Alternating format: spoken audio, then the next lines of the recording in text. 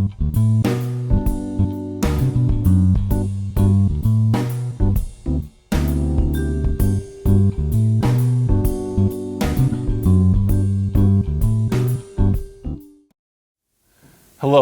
and welcome to Your Health Matters.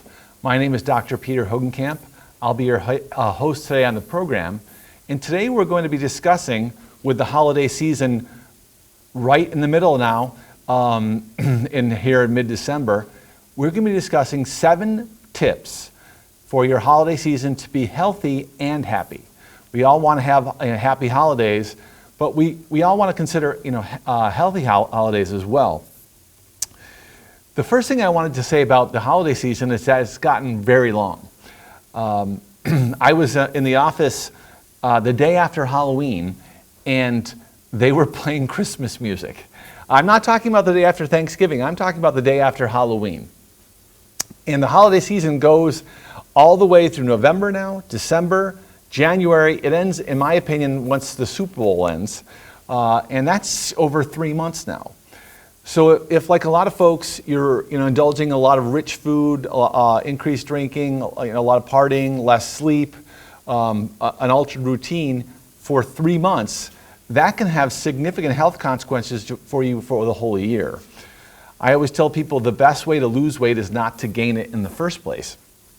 And if we're gaining a pound a month over the holiday season, you've put 3-4 pounds on over the holidays, which is not unheard of. You really kind of put yourself in a hole for the rest of the year.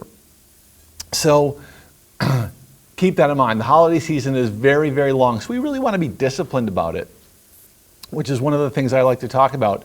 Let's have a plan for the holiday season and not just kind of go into it blindly.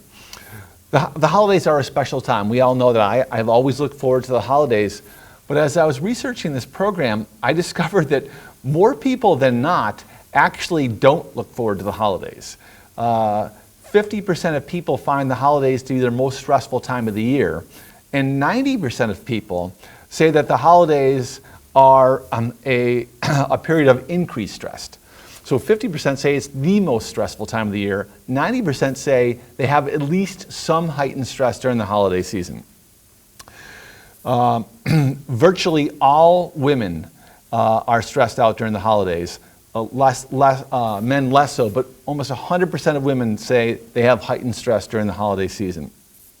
So what are some of the reasons why people have so much stress during the holidays? Well, the first one is, I think, just lack of time. Number one is people are trying to get all their usual stuff done, work, family, and now they have all these additional things to do, like plan for holiday parties, shop, buying the perfect gift, get their house decorated. There's a lot to do. Attend parties, go to social functions. This year, especially with Thanksgiving being late, we have one less week for it. So there's just a lack of time. Number two would be financial pressure. A lot of people spend a lot of money during the holidays, and folks can put themselves into a hole that they have to dig out of the rest of the year. That's very, very common circumstance. Number three is like the pressure, as I mentioned earlier, to give the perfect gift. So not only is the financial burden of buying gifts, but the pressure of getting the perfect gift. That weighs on folks. Family gatherings can be stressful for a lot of people, especially if they have difficult relationships with some of their family members.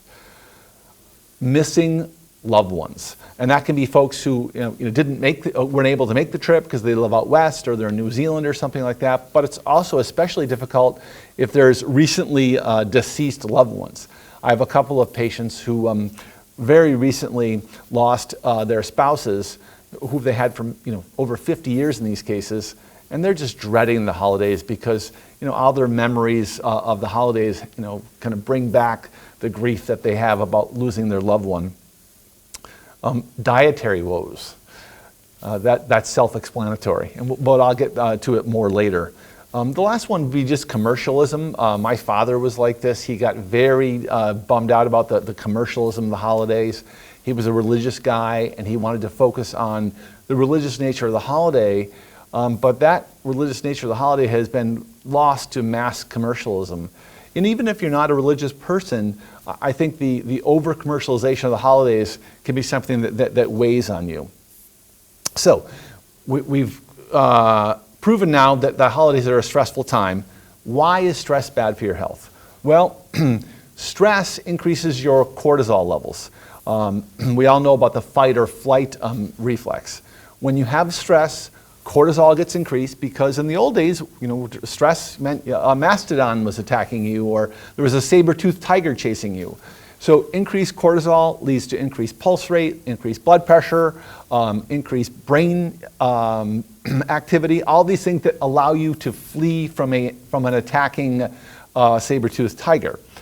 But in our modern world, these things, we don't have to flee from a mastodon. And when this cortisol level is increased over time, it increases our blood pressure, increases our pulse rate, it causes increase in coronary artery disease and stroke. Chronically increased cortisol levels lead to obesity and increasing sugar levels, which then again go back to cause more strokes and heart attacks. So we can see that physically, all the stress of the holidays can be very bad for your health.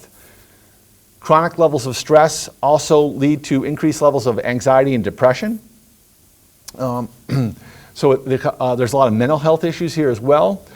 And increased levels of stress over the holidays cause increased smoking rates, increased uses of alcohol, and increase in unhealthy eating. We all have heard the term comfort foods before. Well, comfort foods are not healthy foods. Someone told me that mac and cheese is the most common comfort food. And though I love mac and cheese, it is not healthy. It's very high in salt, it's very high in carbohydrate, and it's very high in fat. So, the holidays are particularly bad for your heart. You've probably heard the term holiday heart before. Holiday heart is basically atrial fibrillation, which is an abnormal rhythm of the heart, which is caused in many cases by people drinking too much. So we see a lot of increase in binge drinking over the holidays, leading to this holiday heart, admissions to the hospital for atrial fibrillation. Heart attacks or myocardial infarctions are very, very common around the holidays. In fact, 3 of the peak days for heart attacks are January 1st, New Year's Day, as well as Christmas Day, December 25th, and December 26th, the day after Christmas. So the third thing is that heart failure is greatly increased around the holidays, and that's mainly because of diet. People who have heart failure are supposed to be on fluid and salt restrictions, and a lot of folks abandon their diets and restrictions over the holidays. So if you're supposed to be on less than 1 liter of fluid a day, less than 1,000 milligrams of salt, you go into the holidays and you're eating ham, you're drinking a lot more, you're eating a lot of starch, which leads to high sugars. These things all lead to increased admissions for heart failure over the holidays. The holidays are also bad for your weight. Although I have to admit that I was surprised that studies have shown that people gain 1 pound on average over the holidays. And I was surprised by that because I've certainly seen examples in the office where people have gained a significant amount more than that. But when they do the studies, it's 1 pound. That said, 10 years of holidays means you weigh 10 pounds more than you used to. Just keep that in mind. These things are cumulative. They add up. Holidays are also a time for increased accidents. We all know about drinking and driving is very bad for you. We see a lot more of drinking and driving over the holidays, which is why you'll see roadblocks set up by the police to discourage that. We also know that people just travel more over the holidays. The more people on the road, the more accidents you're going to have. The last thing I wanted to talk about before we get to the good news is that illness goes up over the holidays.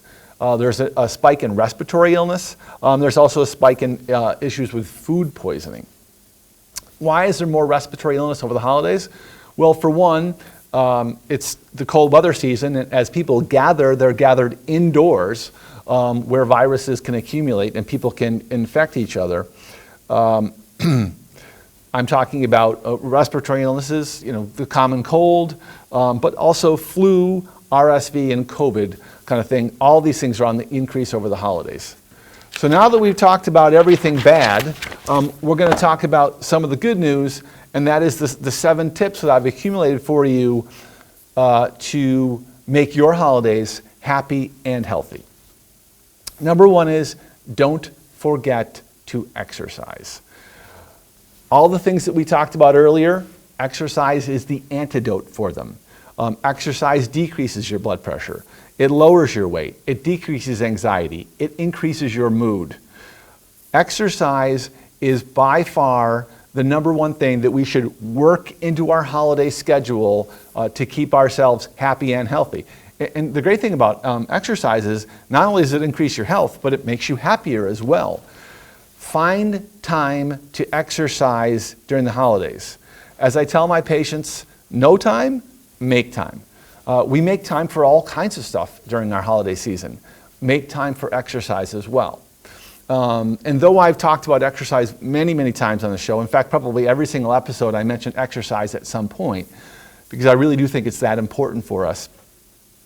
Let's just review what I mean by exercise. You don't have to run a marathon, and certainly nobody's going to have time to train for a marathon over the holidays, or not most of us.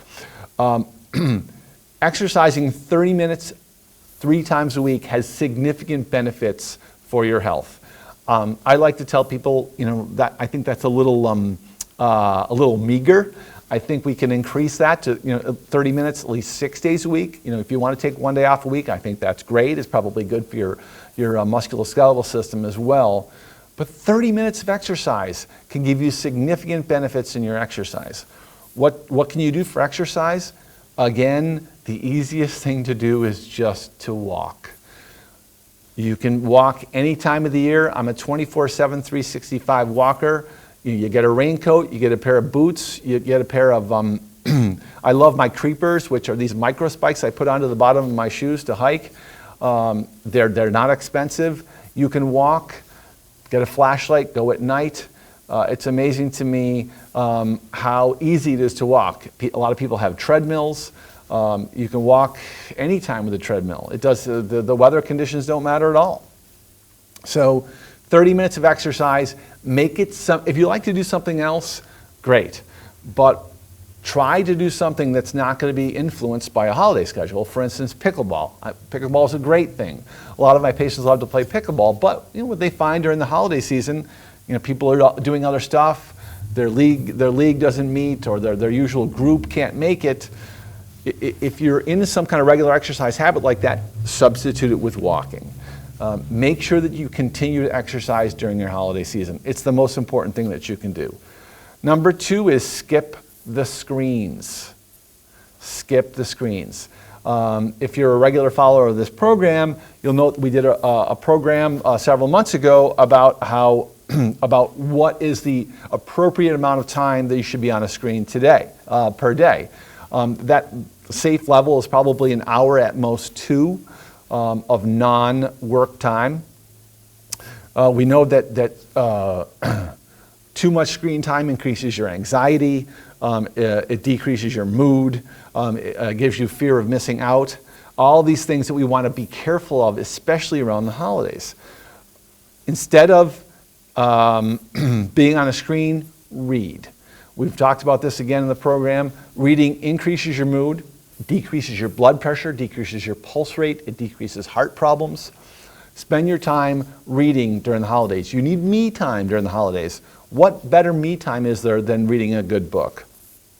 Number 3 is to eat in moderation. I said this before, it bears repeating.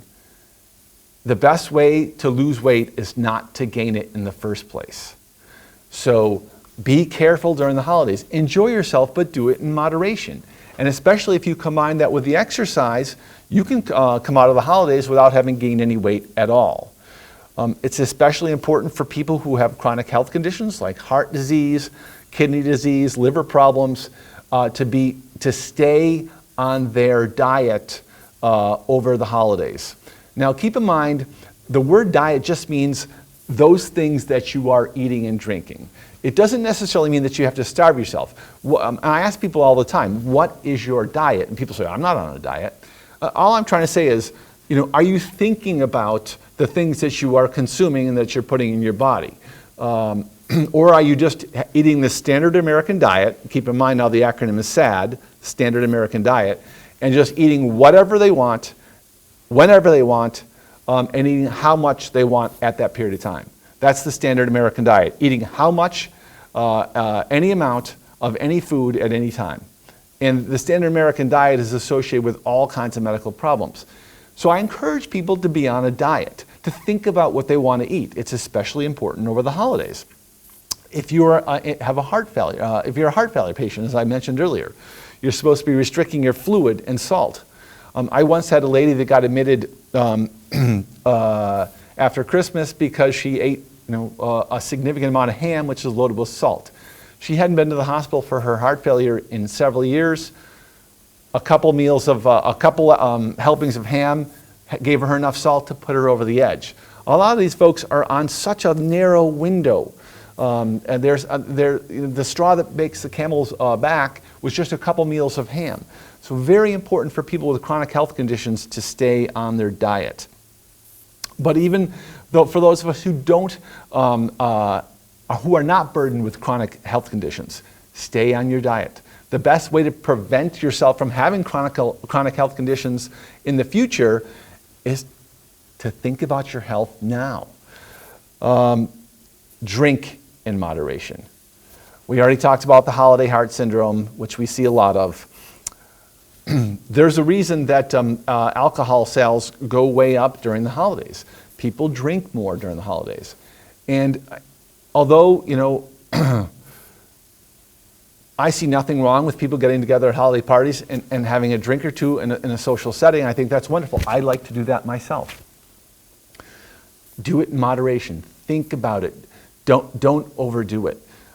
There's not only medical consequences to this, but there's actually mental health issues as well.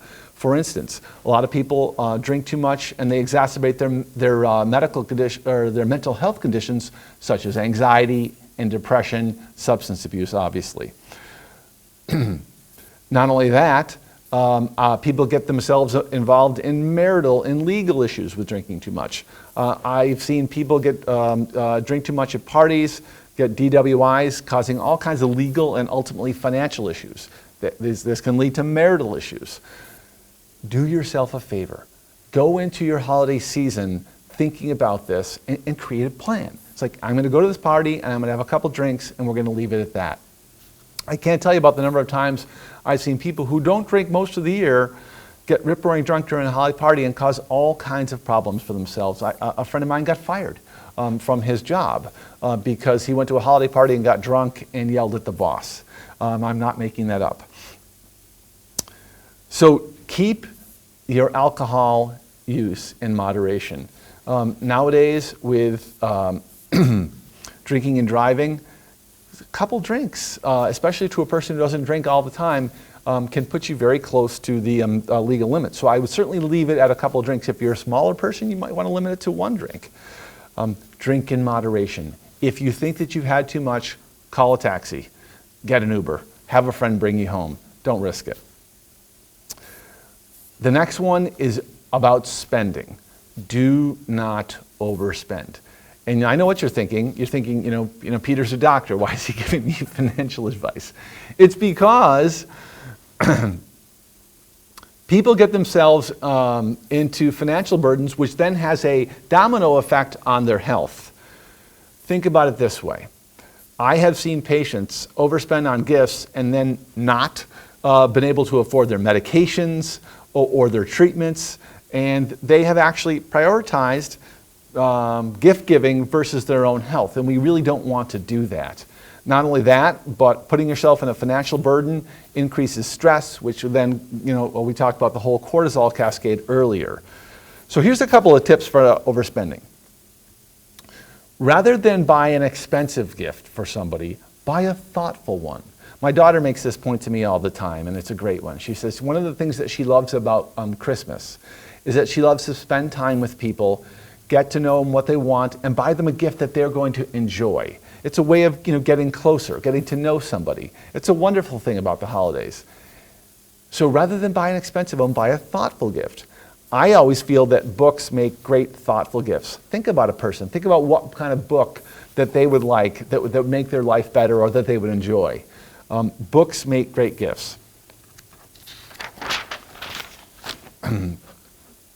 Tip number 6, avoid illness. There is nothing like an illness to ruin your holidays. Not only the health of your holidays, but also the happiness of your holidays. So, how do we avoid illness during the holidays? Well, the first step would simply be to get your vaccines. There are vaccines out nowadays. I know this might come as a surprise, but vaccine rates are actually on the decrease. I think, from my experience, this has to do with the whole COVID epidemic. People got a little bit of vaccine fatigue, and now we're seeing decreased rates of vaccination, across the board. Regardless of where you get your health information, keep in mind that medical authorities such as the CDC, the people who are paid to do this for a living, recommend getting your vaccines. I'm going to recommend in particular 3. Those are the RSV vaccines for those people who have health problems who are over 60. That's the respiratory syncytial virus vaccine, which is fairly new. RSV has been a huge player in respiratory illness for many, many years. We now have the benefit of having a vaccine for it. So if you have chronic health problems or you are over 60, get the RSV vaccine. The flu vaccine, the COVID vaccine. These are all important steps to decreasing illness. I want to put a plug in for hand washing. Hand washing decreases eliminates 1 in 5 respiratory illness. So, think about the number of colds you have. One of those colds, which could have bothered you for 2 weeks, 3 weeks, could have been eliminated by proper hand washing. You should wash your hands before you eat, obviously. You should also wash them, after you've gone to a party, because what happens is if someone's sick there and they're coughing respiratory particles into the air, those things settle on doorknobs, hard surfaces. You could swipe your hand across them, pick them up that way. So you can eliminate 1 in 5 respiratory illness simply by hand washing. The last thing is, if you are sick, don't go to the party. It's that simple. I know you want to go to the party, but one person can go to a party who's sick, and in fact 5 people. That's a very common situation. So if you're sick, stay home. The last thing I'm going to say about staying healthy over the holidays is stay in your routine. Stay in your routine. I have a father of 4, and all of our children are out the door. My wife and I have both gotten ourselves into nice routines at home, and it's funny because my patients have been talking to me about these things for years, and I never really realized until my kids had kind of gotten out of the door how much I enjoy my routine. I think about my routine. I try to get into good routines that are healthy and the ones that I enjoy, and they're good for you. They increase both your happiness and your healthiness. And so, unfortunately, people have a tendency to get out of their routines during the holidays. I'm encouraging you to stay in your routine. So, if your routine is to read a lot during the day, make sure you save time for reading. If you like to listen to music that makes you happy, keeps you calm, increases your spirits, stay listening to music. Keep your spiritual life alive. In terms of spiritual life, I'm talking about meditation, yoga, prayer, church services. If you're the type of person, and I encourage everyone to be spiritual in some way, because we've talked about spirituality before, it definitely increases your health. Keep your spiritual life going. If you practice yoga, continue to practice yoga. Increase your practice of yoga to help battle the additional stress. If you're a reader, continue to read during the holidays. If you're a walker, make sure you continue to walk during the holidays. If you are a swimmer, you should be doing all these things during the holidays to continue your routine for healthiness. The last thing would just be your eating habits. Try to keep your eating habits as routine as possible. Try not to, as we mentioned, overeat, overdrink. I want you to have a healthy and happy holiday season. And please keep in mind the 7 tips for a healthy and happy holiday season. Cheers.